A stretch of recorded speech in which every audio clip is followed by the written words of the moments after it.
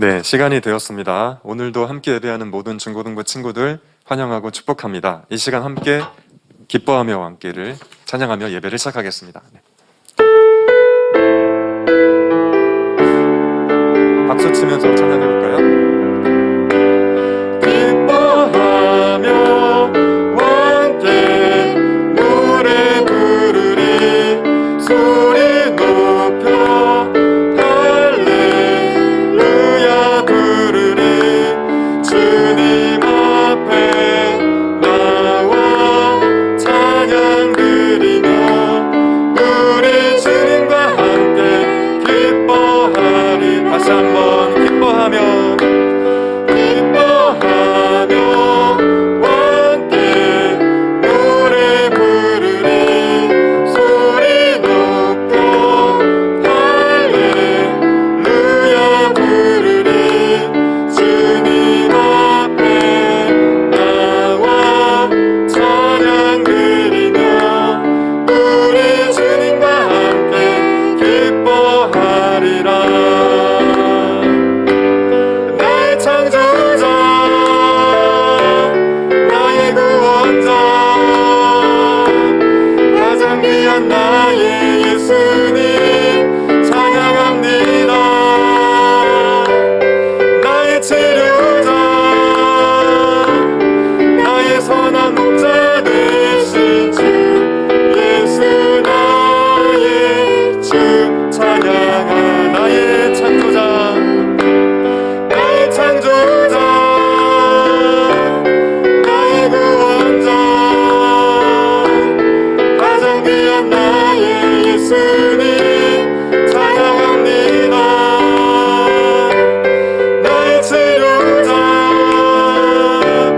나의 선한 목자 되신 주 예수 나의 주 찬양하리.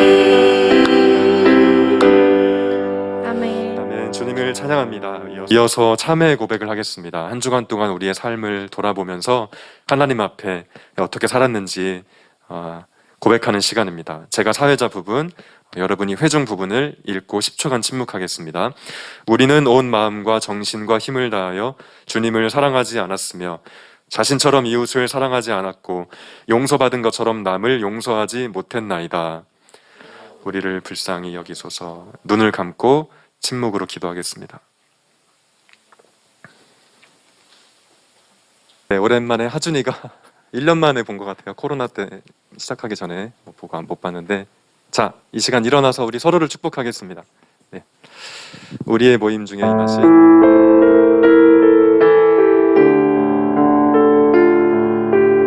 네, 손을 뻗어서 축복할까요?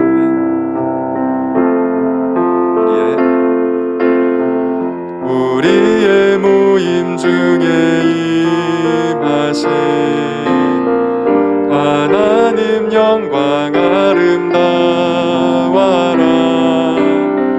존귀한 왕이 여기 계시니 사랑하며 섬기리. 네, 축복합니다. 자리에 앉게. 네, 신약성경 요한복음 12장 말씀을 찾겠습니다. 요한복음 12장 20절에서 26절입니다. 한 절씩 교독하고 마지막 26절은 같이 읽겠습니다. 제가 먼저 20절부터 읽겠습니다. 명절에 예배하러 올라온 사람 중에 헬라인 몇이 있는데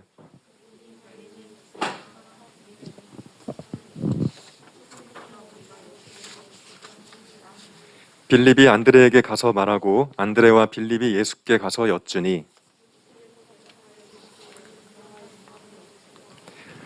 내가 진실로 진실로 너희에게 이르노니 한 알의 밀이 땅에 떨어져 죽지 아니하면 한 알 그대로 있고 죽으면 많은 열매를 맺느니라.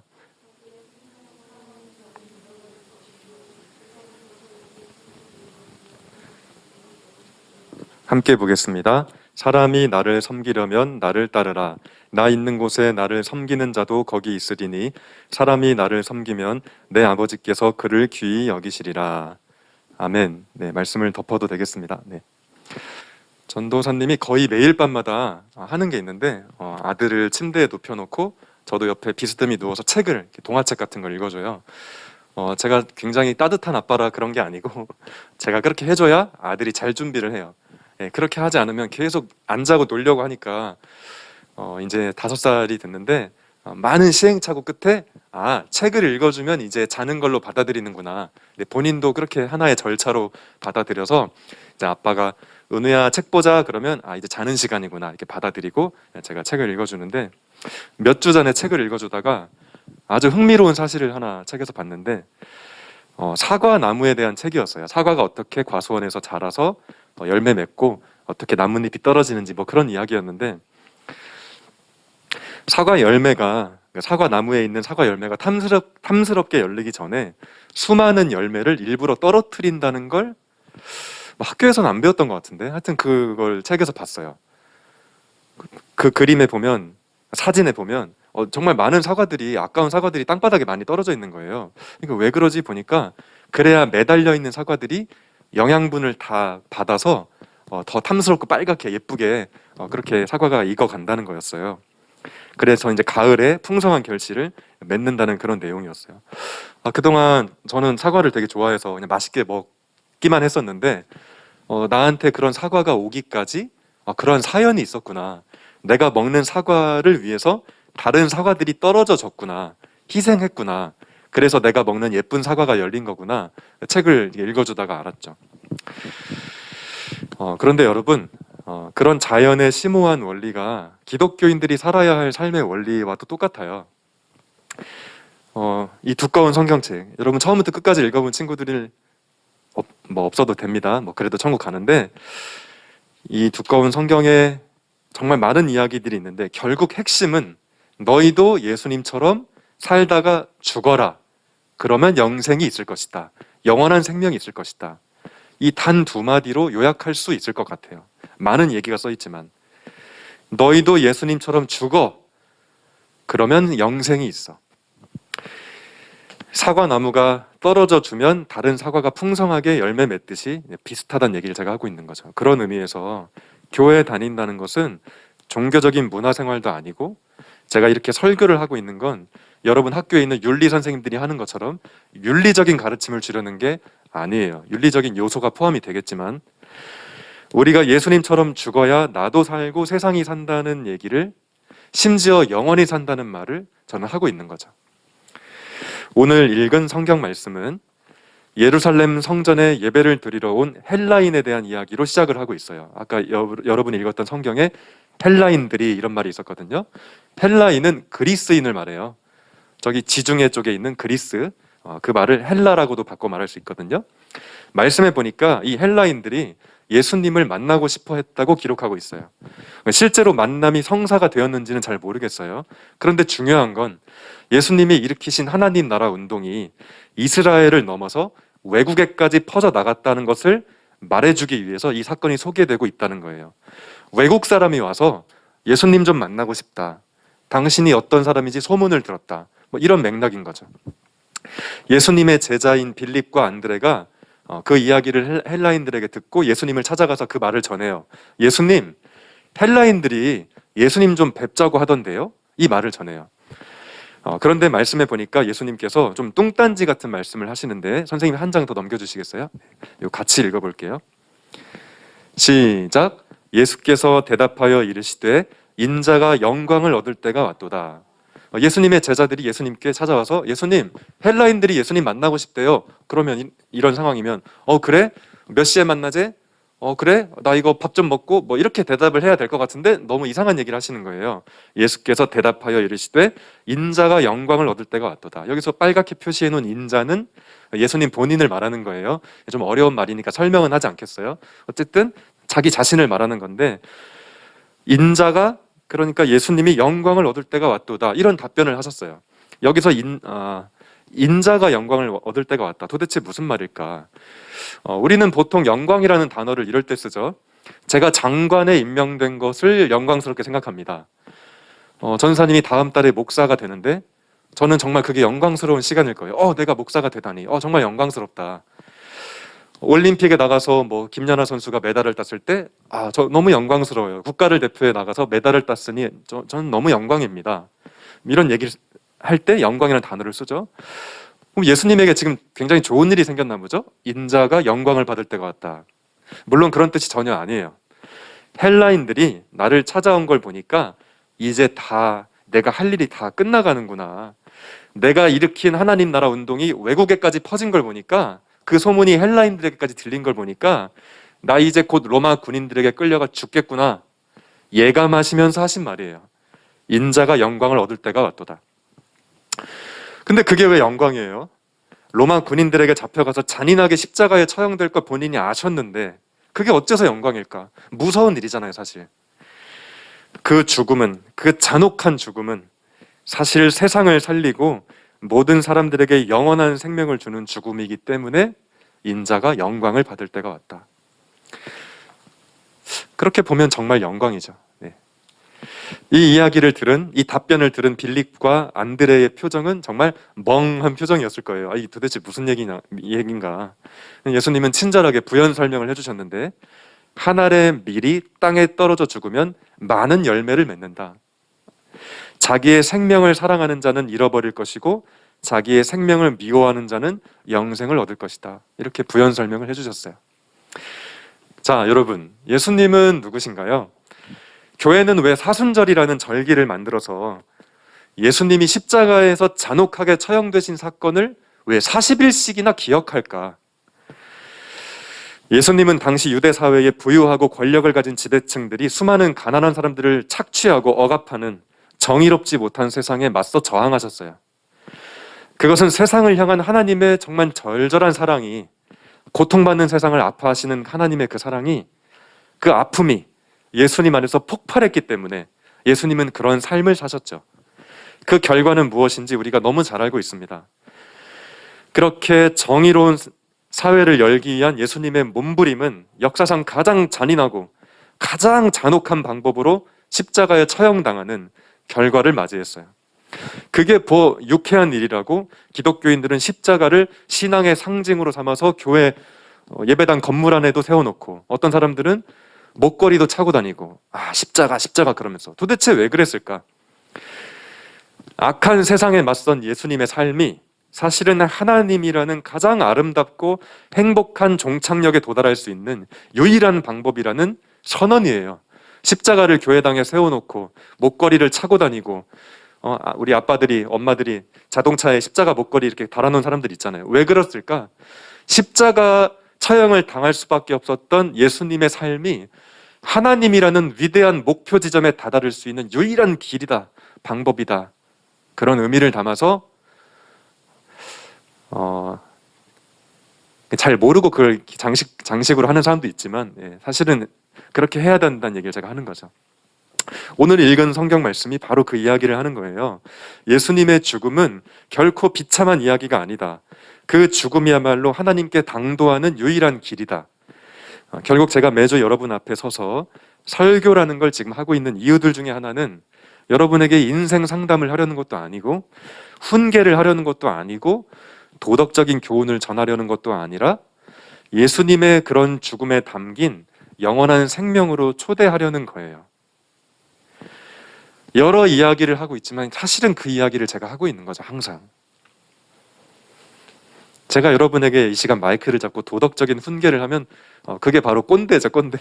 저는 꼰대가 아니라는 얘기를 하는 거예요. 여러분에게 초대장을 주는 거예요.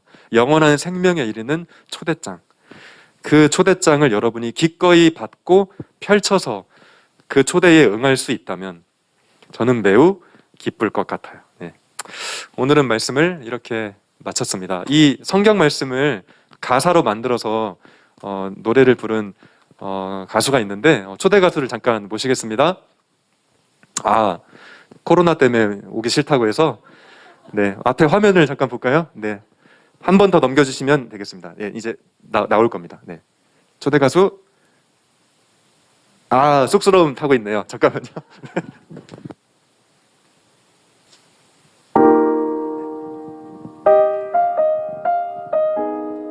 오늘 요한복음 말씀의 가사로 나오는 찬양이에요. 네.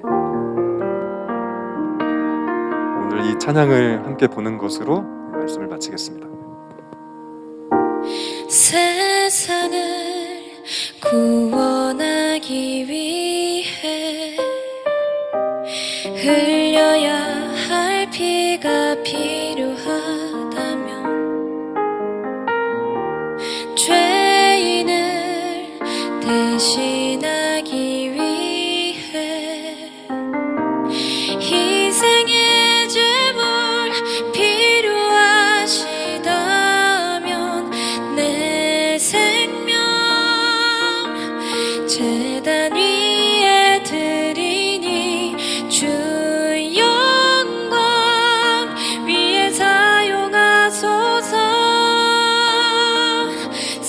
생명이 또 다른 생명 낳고 주님 볼 수 있다면 나의 삶과 죽음도 아낌없이 드리리. 죽어야 다시 사는 주의 말씀 믿으며 하늘의 미랄 되어 썩어지리니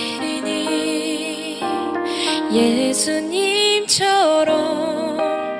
살아가게 하소서. 길 잃어 지친 양을 찾아 마음 상해 이리저리 헤매이는 한 영혼 찾아 아파하는 예수님 마음 내게 주옵소서. 십자가 온 세상 위한 그 희생 눈물로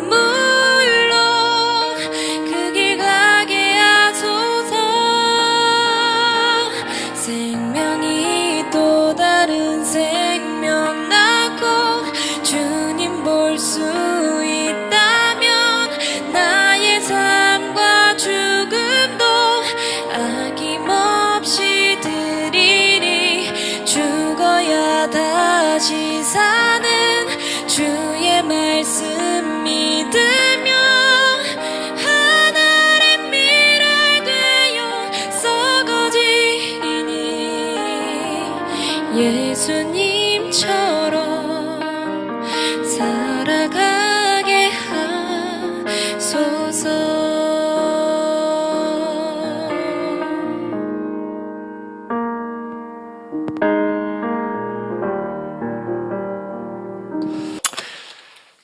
하나님, 그 사과같이 평범한 것도 탐스럽게 열매 맺기 위해서는 다른 사과들이 엄청나게 떨어져서 자기를 던져야 그렇게 풍성한 결실이 맺어진다면 우리의 삶이라는 것도, 우리의 이 복잡한 역사라는 것도 내가 뻣뻣이 살아있어서 어떻게 살릴 것인가 하는 생각이 듭니다. 그런 뻣뻣한 인류 사회를 탄식하시던 하나님이 예수님을 보내셔서 죽음이 곧 영생에 이르는 길임을 먼저 보여주셨고, 그 길을 따르는 자들에게 너희도 십자가를 지고 나를 따르라 말씀하심으로써 하나님이라는 최종적인 목표에 당도할 수 있는 아름답고 복된 길을 열어주심에 감사드립니다. 하나님, 예수를 믿고도 내가 시퍼렇게 살아있는 사람들 때문에 세상이 어지럽습니다. 우리 이 시간 말씀 앞에 섰습니다. 정말 내가 죽고 주님이 사심으로 나 자신을 구원할 뿐만 아니라 이 세상을 하나님 앞에 돌려놓는 위대한 일에 사쓰임받는, 그리하여 우리 모두 영생에 이르는 하나님이라는 위대한 목표 지점에 다다르는 아름답고 복된 삶이 다 될 수 있도록 역사해 주옵소서. 예수님의 이름으로 기도합니다. 아멘. 네, 광고를 좀 나눌게요. 광고가 좀 많이 있는데, 자, 이제 사순절을 우리가 제 5주째 맞이했고, 이제 다음 주 주일이 이제 사순절 마지막 주일이에요. 근데 사순절 마지막 주일은 보통 종려 주일이라고 부르기도 해요. 그리고 고난 주일이라고 부르기도 하고, 그러니까 종려 주일이고 고난 주일인데 그날부터 일주일간을 또 고난 주간이라고 해요. 고난 주간이 지나면 뭐가 있죠? 네, 부활절이 이제 그래서 있는 건데, 사순절 마지막 주간을 그렇게 보내는 이유는 예수님이 이제 드디어 활동을 종료하시는 즈음에 예루살렘에 입성하시고 또 이렇게 며칠 더 보내시다가 금요일에 십자가에 처형되시는 것을 더 이제 각인하기 위해서 이제 특별히 따로 떼어서 종려주일, 고난주간 이렇게 지키게 되는데, 고난주간을 어떻게 보낼까 하다가 이제 원래 성경 쓰기를 좀 하려고 했거든요. 근데 그렇게 하다가 아동부에서 어떤 거 하는지 이렇게 물어보니까 탄소 금식을 하기로 했대요. 탄소. 여러분 요즘에 환경 문제가 굉장히 심각하잖아요. 탄소 배출 문제로. 그래서 월요일에는 뭐 고기 안 먹기, 뭐 화요일에는 자동차 안 타기, 뭐 이런 식으로 일주일 프로그램을 진행해서 하는 게 너무 좋아서 저는 평소에 우리 친구들하고 환경에 대한 얘기 많이 했잖아요. 근데 그걸 한번 구체적으로 좀 적용해 볼 수 있는 좋은 것 같아서 우리 좀 갖다 쓰겠다, 괜찮겠느냐 했더니 아동부에서 괜찮다고 해가지고 제가 조금 여러분에게 맞게 수정해서 그 탄소 금식 일지를 책자로 다음 주에 나눠줄게요. 그래서 월요일 날, 화요일 날 이렇게 할 수 있는 것들. 그래서 내용을 좀 써놓고 그리고 코멘트를 여러분이 할 수 있게 준비를 해줄게요. 예를 들어서 고기 안 먹기. 써 있어서 월요일에 고기 안 먹기여서 나 고기를 오늘 하루 안 먹어봤다. 정말 죽는 줄 알았다. 뭐 이런 식으로 일기를 쓰는 거죠. 정말 한 줄 두 줄만 쓰면 그리고 어쩔 수 없이 나는 안 먹을 수 있었는데 급식이 글 나오는 바람에 뭐 먹었다. 그래도 한번 생각해보게 되었다. 뭐 이런 식으로 써서 다 써서 가지고 오면 조금 뭐 일기 검사하는 게 유치하지만 그래도 내주면 제가 여러분에게 선물을 이렇게 주는 것으로 한번 보내보려고 합니다. 원래 교회 전통적으로 항상 기독교는 사순절의 그 마지막 주간이 되면 금식을 했어요. 음식을 안 먹는 게 가장 원초적인 고통이니까 그 금식을 하면서 예수님의 십자가를 이렇게 기억하는 그런 행사를 보통 했었는데 시대가 많이 지나오면서 전사님 어렸을 때는 미디어 금식 많이 했어요. 뭐 비디오 안 보기. 여러분 비디오 알아요? 비디오 가게에서 비디오 안 빌려보기 뭐 이런 거. 요즘에는 스마트폰 많이 하니까 뭐 스마트폰 안 하기. 근데 그것도 좋은데 뭐 지금도 할 수 있는데 탄소 금식이 좋은 것 같아요. 우리 환경이 정말 심각하니까 가장 심각한 일들 중에 탑이니까 환경 문제가. 네, 그래서 탄소 금식을 하고 금식 일지를 쓰면서 시대의 고난을 느껴보는 고난 주간을 보내겠습니다. 네. 지난 주일부터 각 반 선생님을 통해서 월요 메시지가 발송되고 있습니다. 신앙생활에 좋은 도움이 되길 바라고요. 중1, 중2는 신경섭 부장 선생님, 중3, 고1은 이화금 선생님, 고2, 고3은 제가 반을 맡고 있습니다. 자, 제가 좀 후회했던 게 지난주에 광고를 했어야 되는데 광고를 못했어요. 오늘 예배 후에 바로 우리 김예주 총무를 중심으로 신년 임원 선출, 이제 벌써 4월을 앞두고 있는데 우리가 코로나 때문에 어쩔 수 없이 이제서야 하게 됐어요. 지난 연말에 그걸 마쳤어야 되는데 그때 성화가 회장이지만 고3이기도 하고 교회 잘 못 나오고 그러다 보니까 뭐 또 비대면 예배 드리고 흐지부지 돼서 그렇게 됐는데 그래서 좀 예주한테 미안하기도 하고 근데 어쨌든 아직은 예주가 총무니까 총무가 주도해서 회장 1명, 총무 1명 이렇게 뽑으라고 제가 지난주에 부탁을 했고요. 그래서 여러분이 협조를 잘해서 잘 이렇게 했으면 좋겠습니다. 혹시 하준이가 출마를 하기 위해서 오늘 온 건 아니겠지만 그래도 하준이가 뽑히면 전 좋죠. 네, 근데 설마 출마하려고 오늘 왔을까? 그건 아니죠. 네. 임원들이 해야 되는 일을 이따 총무가 잘 설명을 해줄 거예요. 자, 광고가 하나 더 있는데 다음 주일 여기 제가 화면을 띄웠어야 되는데 네, 다음 주일에는 질문지 작성을 할 텐데 그게 뭐냐면 이렇게 사순절 보내고 부활절을 보내면 상반기가 끝나요. 부활절도 한 4, 5주 정도 보내면 하반기는 성령 강림절을 6개월을 채우거든요. 근데 이때는 절기 설교를 하기가 어려울 것 같아서 어떻게 할까 하다가 여러분이 평소에 궁금해하는 것들을 모아서 제가 답을 하는 설교를 좀 해볼까 해요. 뭐 예를 들어서 제가 예전에 있던 사역지에서 어떤 친구가 예배 끝나고 저한테 물었어요. 전사님, 기독교인이 성형을 해도 되나요? 뭐 이런 질문을 하더라고요. 저는 그날 성형에 대한 설교를 하지 않았는데 평소에 궁금했던 걸 걔가 물어봤던 것 같아요. 그리고 지난번 사역지에서는 어떤 청년 선생님이 저한테 오셔서 전사님, 로또 사도 되나요? 뭐 이런 걸 물어보더라고요. 그래서 사라고 돈 많이 타면 나 좀만 주라고 이렇게 그렇게 답을 하긴 했는데 우리가 뭐 예수님이 어떻고 하나님이 어떻고 거창한 이야기들을 하지만 사실 여러분이 궁금해하는 것들은 좀 사소해 보여서 말하기 부끄럽고 근데 사실 굉장히 중요한 걸 수 있잖아요. 뭐 술을 마셔도 되나요? 뭐 이런 것부터.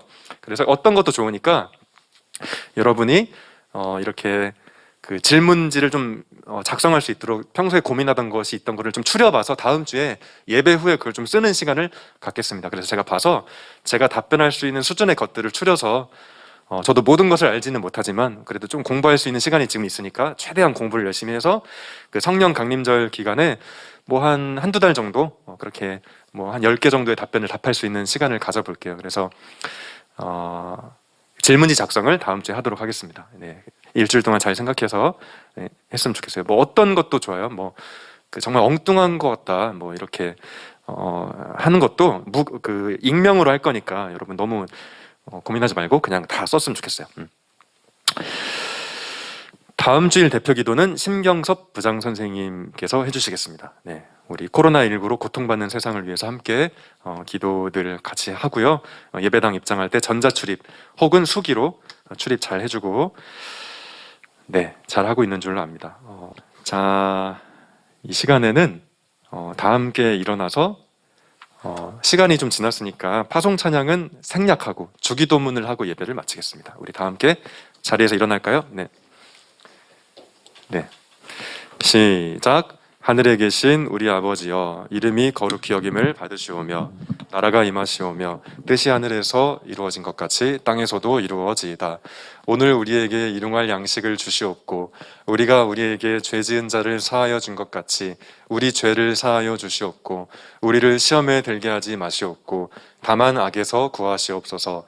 나라와 권세와 영광이 아버지께 영원히 있사옵나이다. 아멘.